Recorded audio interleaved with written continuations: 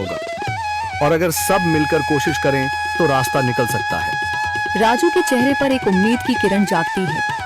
हाँ बाबा जी, अगर सब मिलकर काम करें तो हम पानी ढूंढ सकते हैं।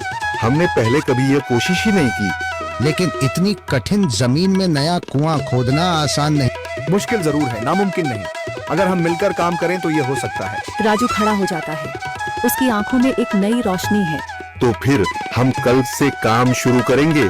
मैं गांव के सभी युवाओं को इकट्ठा करूंगा। हम मिलकर नया कुआं खोदेंगे। यह कहते हुए वह शामू के साथ गांव के दूसरे युवाओं को बुलाने के लिए निकल पड़ता है। कहीं दूर से गरज की हल्की सी आवाज आती है, जैसे आकाश ने उनकी उम्मीदों की गवाही दे दी हो।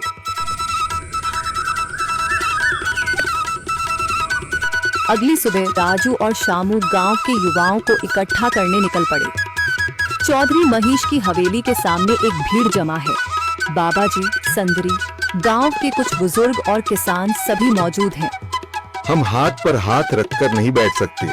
अगर अल्लाह ने हमें हिम्मत दी है तो हमें खुद पानी के लिए मेहनत करनी होगी। हम एक नया कुआं खोदेंगे। लेकिन राजू, क्या हमें यकीन है कि वहाँ पानी मिलेगा? बेटा, पानी जमीन के अंदर होता है, बस सही जगह खोदने की जरूरत है। हमने अपने बुजुर्गों से सुना था कि पुरानी नहर के पास जमीन नरम थी, शायद वहीं पानी हो। बाबा जी सही कह रहे हैं। अगर तुम सब यह काम करने के लिए तैयार हो तो मैं अपने कुछ मजदूर भेज सकता हूँ। धन्यवाद चौधरी जी, लेकिन हम सब खुद भी मेहनत करेंगे। यह हमारे गांव के अस्तित्व की लड़ाई है। संदरी, जो अब तक चुप थी, आगे बढ़ती है।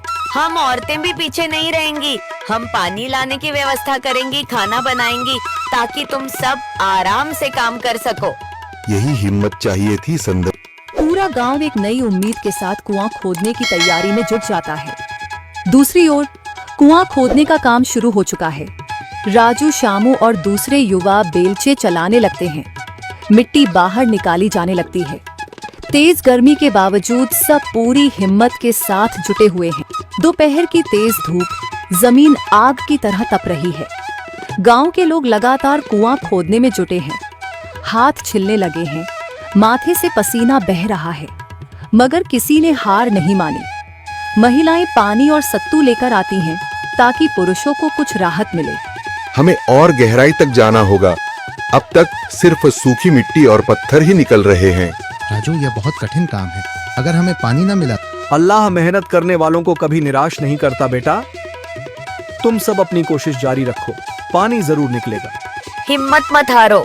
अगर अब रुक गए तो फिर कभी पानी नहीं मिलेगा। सभी फिर से जोश में आकर काम में जुट जाते हैं, मगर सूरज की तपिश बढ़ती जा रही है और कई लोगों की सांसें तेज चलने लगती हैं। तभी एक तरफ से रामलाल और उसके आदमी हंसते हुए आते हैं। अरे भाई, तुम्हें लगता है कि जमीन तुम पर रहम करेगी?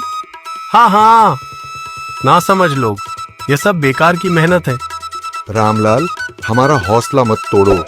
अगर तुम मदद नहीं कर सकते तो कम से कम मजाक भी मत उड़ाओ। मदद?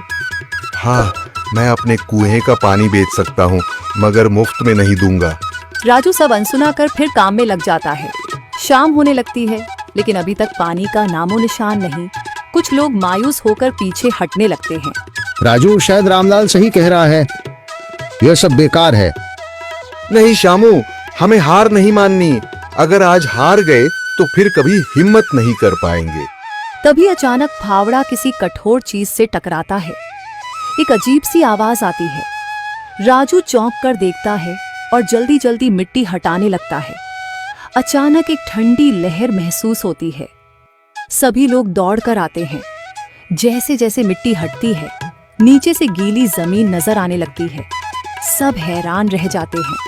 सुभान अल्लाह, मैंने कहा था ना, अल्लाह हमारी मेहनत को जाया नहीं करेगा। राजू और बाकी सभी जोर लगाते हैं। कुछ ही पलों बाद अचानक मिट्टी के नीचे से पानी की एक छोटी सी धारा फूट पड़ती है। गांव वाले खुशी से चिल्ला उठते हैं। पानी पानी निकल आया।